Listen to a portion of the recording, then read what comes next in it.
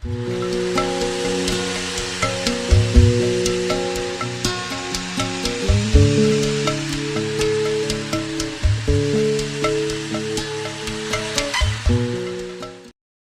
जयन्ती मनाउनु अति आवश्यक छ। किनभने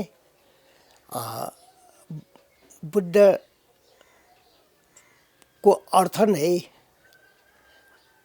हामीले आएर चाहिँ ज्ञानलाई चाहिँ मान्नुपर्छ। बुद्ध भनेको चाहिँ मानिस होइन, अहिले बुद्ध भनेको चाहिँ ज्ञान हो। ज्ञानको कमीले गर्दाखेरि मानिसहरूले चाहिँ दुःख पाउँछ र चाहिँ ज्ञानको चाहिँ वृद्धि समृद्धि भयो भनेदेखि मानिसहरूले चाहिँ सुख पाउँछ।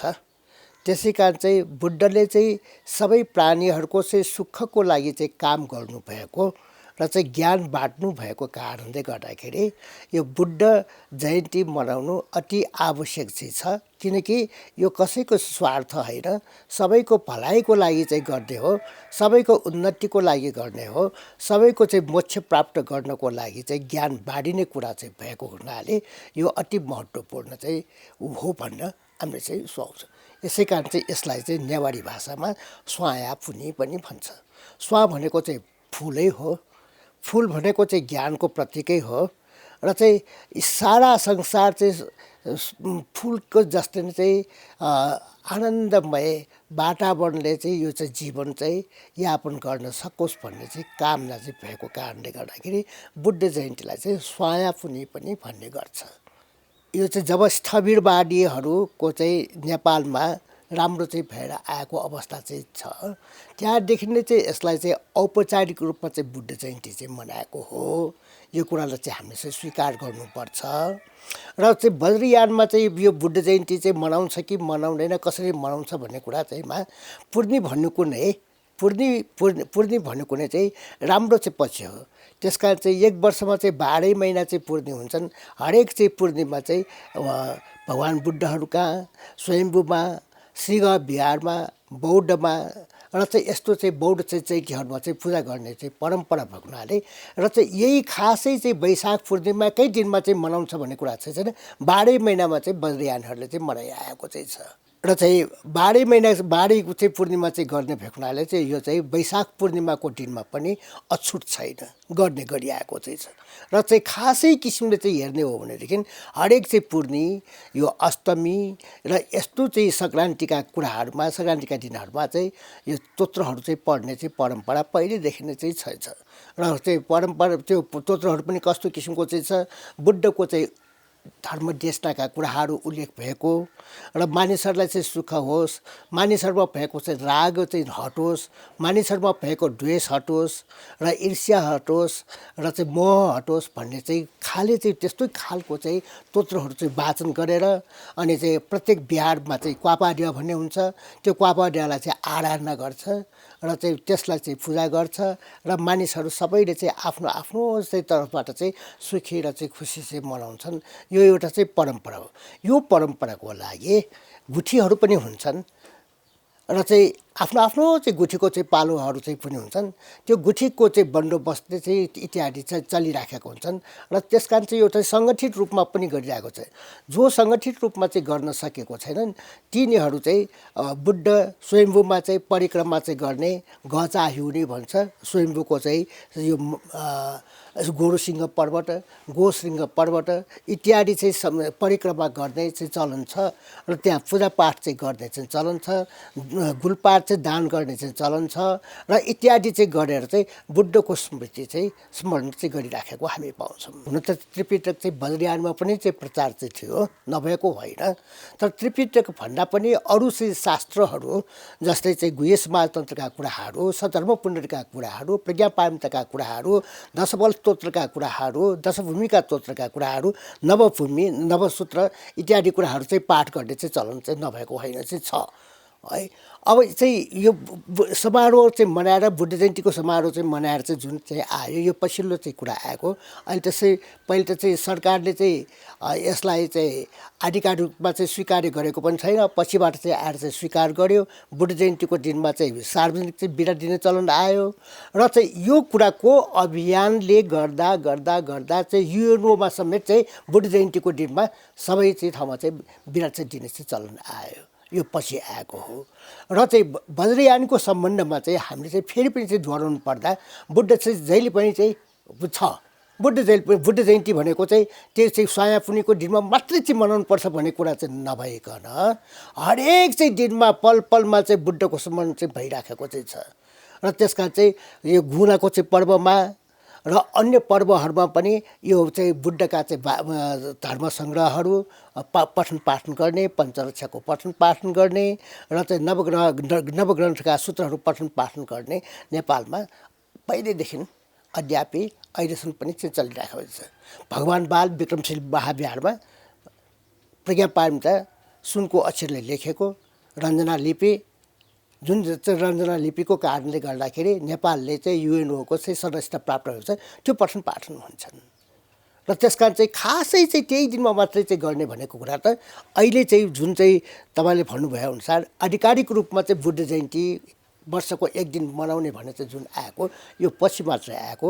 यसले चाहिँ औपचारिक रूप चाहिँ प्राप्त गर्यो, अन्तर्राष्ट्रिय जगतमा चाहिँ प्राप्त गरेको चाहिँ छ र चाहिँ सार्वजनिक चाहिँ बिदा चाहिँ दिने गरिआएको चाहिँ छ। यो पछि पछि मात्रै चाहिँ भएर आएको हो।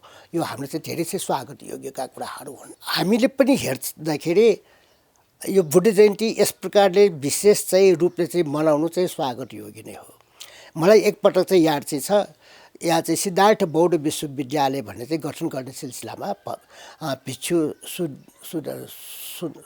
सुनन्द भन्थे, उहाँको अभियानमा हामीले एकपटक चाहिँ के चलायो भने यो बुद्ध जयन्तीको दिनमा एकै समयमा बुद्धको चाहिँ झन्डा फहराउँ एकै समयमा सबै ठाउँमा र चाहिँ हाम्रो चाहिँ राजदूतावासहरूमा, सरकारी अड्डाखानाहरूमा, घर घरमा सबैले चाहिँ त्यही समयमा चाहिँ एउटा चाहिँ बुद्धको चाहिँ झन्डा चाहिँ उठाउन त्यो दिनमा भन्ने किसिमको अभियान पनि हामीले चाहिँ एक साल चलायौँ। राम्रै पनि भयो, अर्को साल पनि चल्यो, पछिबाट चाहिँ त्यो सेलाएर गयो र चाहिँ मनाउनुपर्छ, राम्रो हो। किनकि राम्रो चाहिँ कदर गर्न लायक व्यक्तिले गरेको कार्यहरू सम्झना चाहिँ जहिले पनि गर्नुपर्छ, जहिले पनि गर्नुपर्छ र चाहिँ बुद्ध पनि एउटा चाहिँ राम्रै चाहिँ व्यक्ति हो। उहाँले चाहिँ जगतको लागि गर्यो, स्वार्थ रहितको कामहरू चाहिँ गर्नुभयो र चाहिँ यो कुराहरूले गर्दाखेरि नै अहिले चाहिँ राम्रो भइराखेको चाहिँ छ भन्नु पर्यो।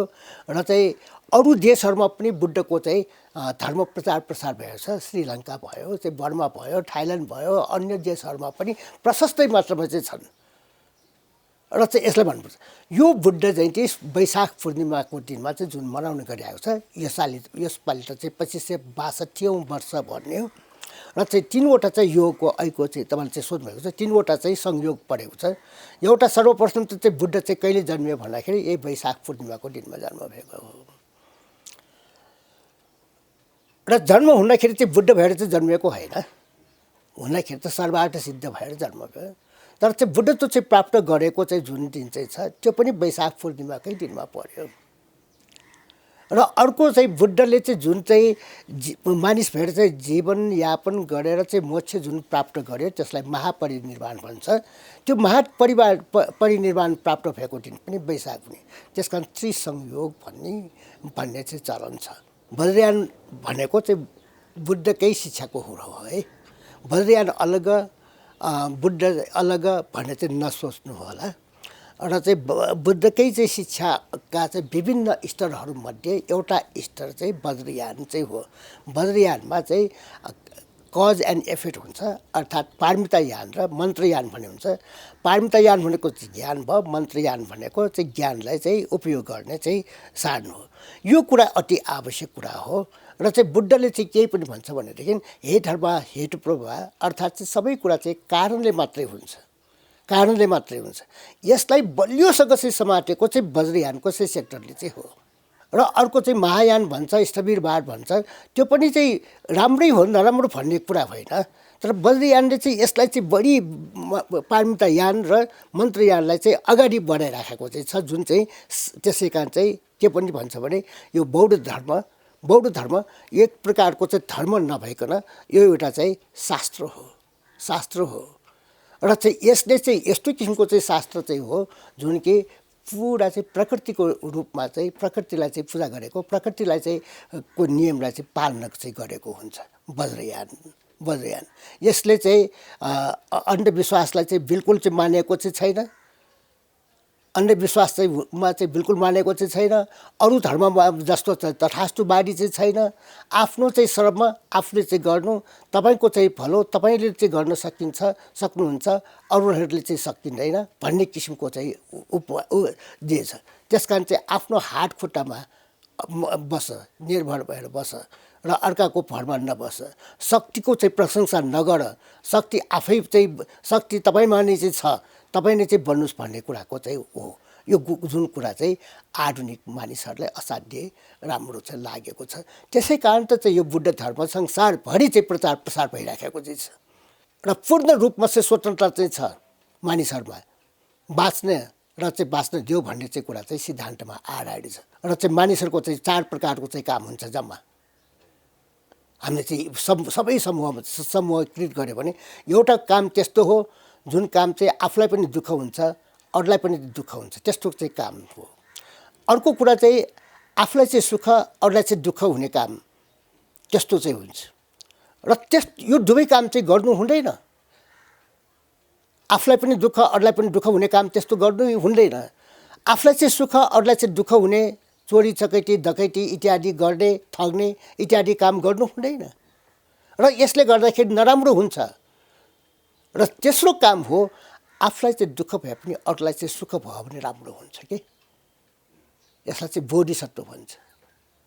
मानिसहरूलाई चाहिँ राम्रो होस्, आफूलाई चाहिँ दुःख भए चाहिँ केही छैन, तर अरूलाई चाहिँ राम्रो होस्। र अर्को कुरा चाहिँ आफूलाई पनि चाहिँ सुख होस्, अरूलाई पनि चाहिँ सुख हुने काम चाहिँ गर्न पायो भने झन् राम्रो। सो प्रार्थ प्रसिद्ध भन्ने हुन्छ। र चाहिँ वज्रयानले चाहिँ यी कुराहरूलाई चाहिँ अँगालेको चाहिँ छ। र यो चाहिँ वज्रयान प्रत्यक्ष वा अप्रत्यक्ष रूपमा सबैले चाहिँ मानिआएको चाहिँ छ। वज्रयान भनेको खालि चाहिँ नेपालमा चाहिँ वज्राचार्यले मात्रै चाहिँ मनाउने, साक्यहरूले मात्रै मनाउने, उरासहरूले मात्रै मनाउने चाहिँ वज्रयान चाहिँ भनेन।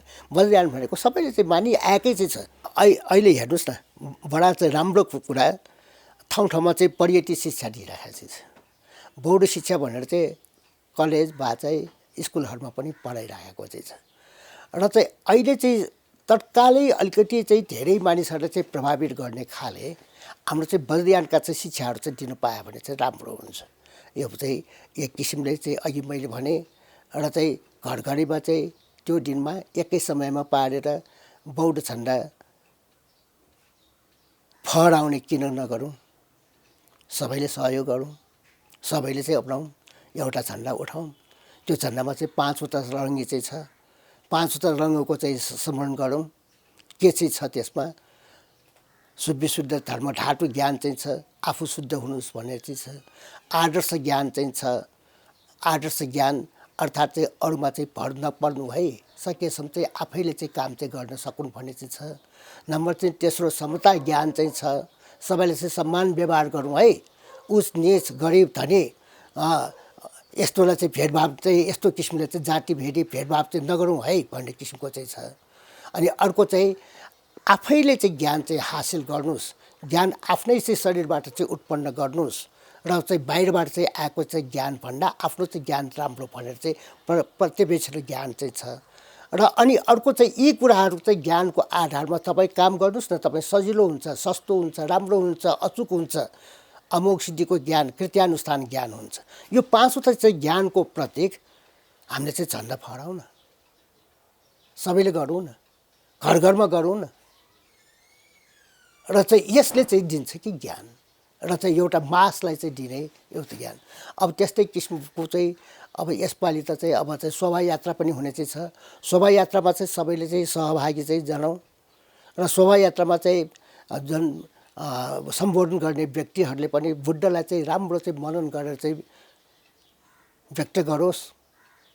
र चाहिँ यी कुराहरूबाट चाहिँ प्रचार प्रसार हुन्छन्। र चाहिँ यो एउटा चाहिँ दिनलाई चाहिँ सुअवसर पारेर गरौँ, किनकि यो दिनमा चाहिँ सरकारी बिदा पनि छ। सार्वजनिक बिदा पनि छ, स्कुलहरू पनि बिराजी छ, संस्थानहरू पनि बिराजी छ, सरकारी कार्यालयहरू पनि बिराजी छ। एउटा चाहिँ बुद्ध जयन्ती मएको चाहिँ दिनमा चाहिँ परिणत गर्न सरकारले चाहिँ धेरै सहयोग गरिरहेको छ। बिदा मात्रै चाहिँ नदिएको भए सायद कतिपय चाहिँ मानिसहरू चाहिँ सहभागी हुन सक्दैन होला। र यसलाई चाहिँ हामीले चाहिँ सकारात्मक रूपले हेरौँ र चाहिँ बिदा दिएकोलाई चाहिँ सकारात्मक रूपले चाहिँ यसलाई प्रयोग गरौँ, सदुपयोग गरौँ र अन्य चाहिँ ठाउँमा चाहिँ जानुभन्दा चाहिँ बुद्धकै कुरामा स्मरण चाहिँ गराउँ। र यो कुराको चाहिँ अहिले त चाहिँ मिडिया पनि राम्रै चाहिँ छ, प्रचार प्रसार चाहिँ होस्। अहिले चाहिँ मैले चाहिँ देखेको तत्काल देखेको चाहिँ यी कुराहरू हुन्। दर्शकहरूलाई चाहिँ मेरो चाहिँ नम्र निवेदन चाहिँ छ कि यो बुद्ध जयन्तीको चाहिँ अवसरमा हामीले चाहिँ राम्रो चाहिँ यो बिदालाई चाहिँ सदुपयोग गर्न पाउन्, सदुपयोग गरोस् र चाहिँ कमसेकम चाहिँ त्यो एक दिनमा हामीले चाहिँ पानातिपाताको चाहिँ सिल पालन गरौँ, अर्थात् चाहिँ कसैको चाहिँ ज्यान नलिउँ र चाहिँ ठग्ने काम, झुट्टा कुरा चाहिँ बोल्ने काम चाहिँ त्यागौँ त्यो दिनमा कमसेकम। र अर्को कुरा चाहिँ अरूहरूको चाहिँ भलाइको लागि चाहिँ कुनै न कुनै चाहिँ काम गर्न चाहिँ पाए, मौका पाए राम्रो हुन्छ। यस्तै होस् भन्ने चाहिँ म चाहना।